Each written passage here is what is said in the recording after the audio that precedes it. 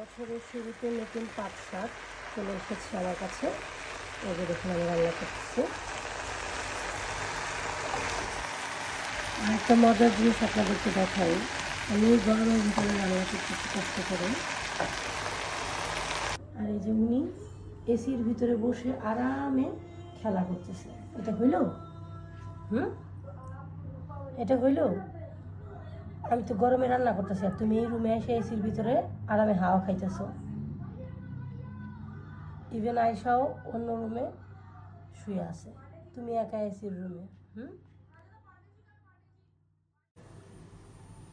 30°C চলছে।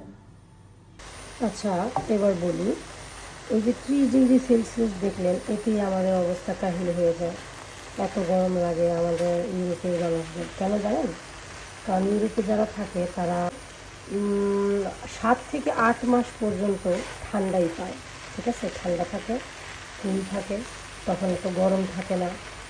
ওই মনে করেন যে 20-এর উপরে যায়ই না। তো ওই ওয়েদারে থাকতে থাকতে অভ্যস্ত মানুষ যারা ইউরোপের, তখন তারা এই 30° তাপমাত্রারেও মনে হয় যে 60°, 50° তাপমাত্রার মতন এত জলে, শরীর এত জলে। আমার পাট শাকটা রান্না হয়ে গেছে। এটা কিন্তু এক এক দেশে এক এক ভাষায় বলে এটার নাম। আমার এলাকায় এই শাকটাকে আমরা পাট শাক বলে থাকি। আপনাদের এলাকায় বা কার এলাকায় কী নামে ডাকে কমেন্টে জানাবেন প্লিজ।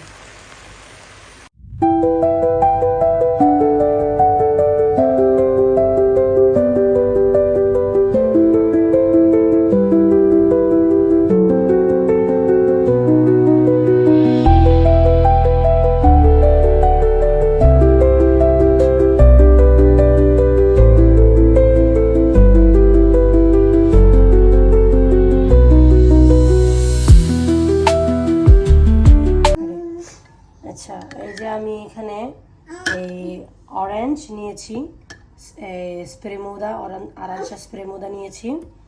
তো এখানে আমি চিনি দিয়েছি 2 চামচ, আর এখানে আমি একটু এই কি বলে আর একটু পানি মেশাবো।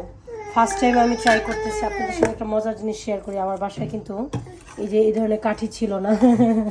আমি ফরকেটটা আছে না, এই ফরকেটটাকে 2 টুকরো করে তারপরে আমি এই কাঠিগুলো বানাইতেছি। যাই হোক, আর এই জিনিসটা আমি দেখাই, এটা হচ্ছে গ্যাচ্চোর জন্য। এইটা যদি রয়ে যায় সেক্ষেত্রে আমি এটার ভিতরে কিছুটা এই ঢেলে এটাকে আমি গ্যাচ্চো বানাবো, ট্রাই করব। এই যে একটুখানি পানি আমি দিয়ে দিছি, এখানে একটু